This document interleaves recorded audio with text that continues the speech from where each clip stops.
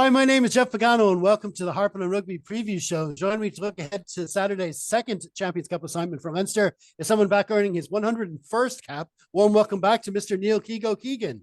Good morning. I'm back, and my halo is here as well. So yes, looking forward to the weekend. Nearly That's it. Christmas. That makes people feel better about your predictions at the end until they actually pan out. Absolutely, 100%. Well, listen, we'll start with a quick chat about last week's win over Bristol. Yeah, it's interesting. I had friends who were over there. They enjoyed themselves, and it's interesting to see how the big teams are navigating Europe. It seems like Leinster are happy to peak for certain points and then chill. Whereas when you look at teams like Toulouse, they're just full full throttle all the way through. And so it's going to be interesting how everybody manages that throughout the year. So second half, very enjoyable. Um, First half, it's a bit slow to get started, but like once we were moving, it was really impressive stuff.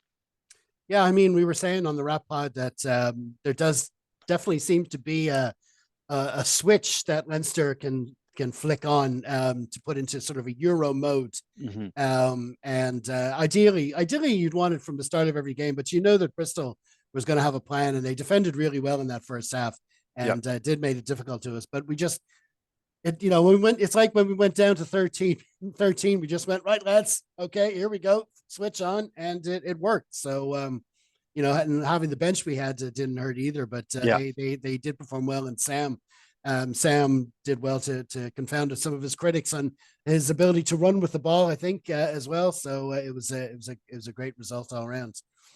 Okay, so now it's time to look at our feature match of the week, which was, of course, Leinster v ASM Clérmont in round two of the 24-25 Investec Champions Cup. The game is taking place at the Aviva Stadium on Saturday, December the 14th, kicking off at 5:30 p.m. TV coverage is on Premier Sports 1. Leinster named their match day squad at lunchtime on Friday. If you're watching on YouTube, it should be right there on the screen, or for pod listeners, it's in the program notes. Now, Keego has picked out a couple of points about the Leinster team, starting with this fullback. Does Yeah. anybody know who he is? Yeah. Well, firstly, 5:30 on a Saturday, perfect timing. So I think the question once the Bart signing was made, where is he going to play? How often is he going to play? What's he going to do? We've seen him as water boy.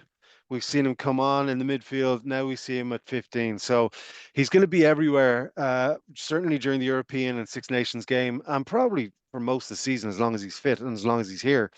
And again, I think he gets to watch Leinster from a different angle now, which will help him moving forward when he goes back into whether it's midfield, Genie Mack, whether he takes over from Sam at some point, all this sort of stuff. So I think the fact that he's on the pitch is great. The fact that you know, he's going to be putting pressure on everyone in nearly every position. And that's what we need. Like it's not like someone on a rich vein of form. This is a world-class elite level performer. And if you can't keep up with them, whether it's 15, whether it's 12, whether it's 13, whether it's 10, whether it's Waterboy, if you can't keep up with them, you're not going to get in the team. So it's kind of a good thing to do by the coach to get him on the pitch and get him around the pitch to put a bit of pressure on everybody. Yeah, and if you're going to start someone at playing for Leinster in a European game at the Aviva Stadium at fullback of all positions, a position where you need a safe pair of hands. You're going to start someone for the first time.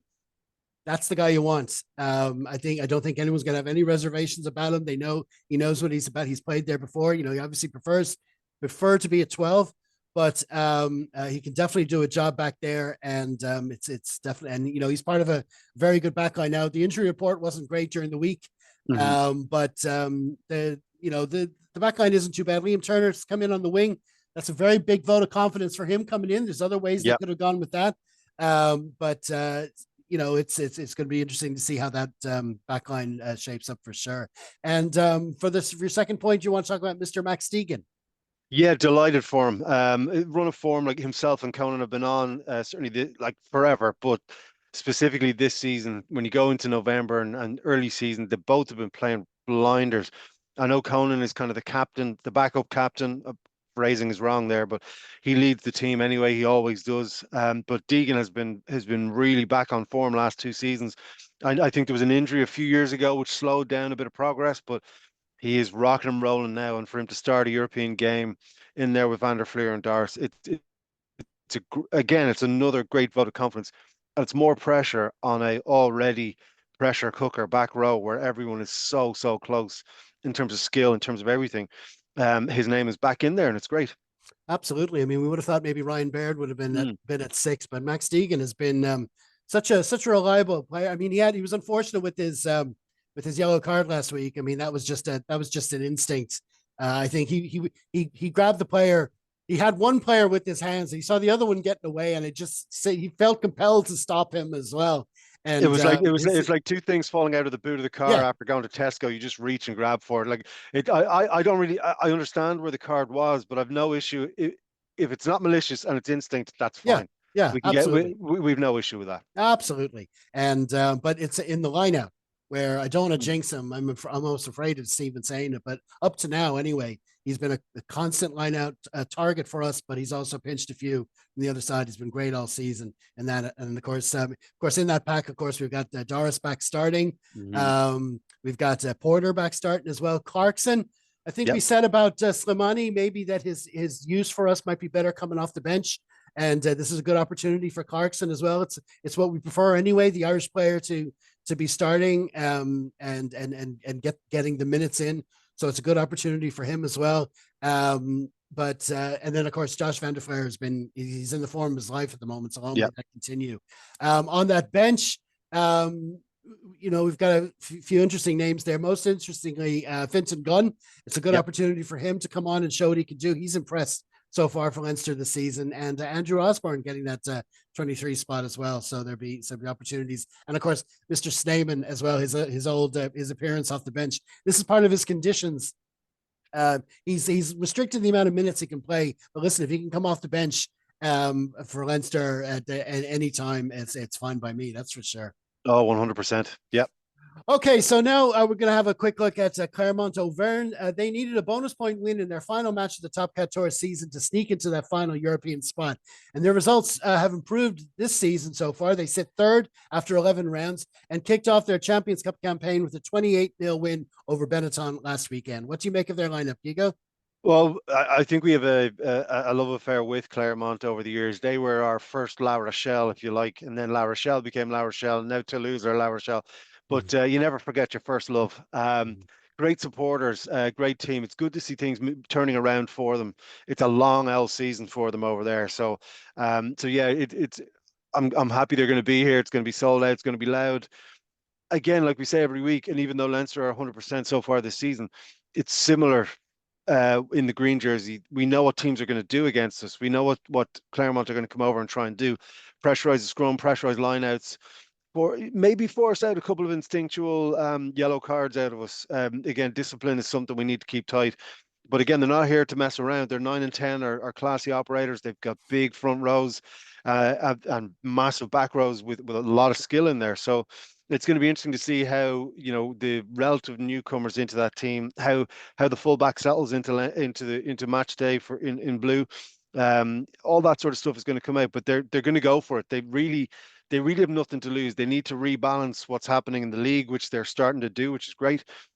They almost have a free shot in Europe this year. So, they will go for it. And they're not scared of the Aviva. They're not scared of Leinster. They're not scared of Ireland. They've seen us too many times. So they're ready to rock and roll. So yeah, it's going to be a great game.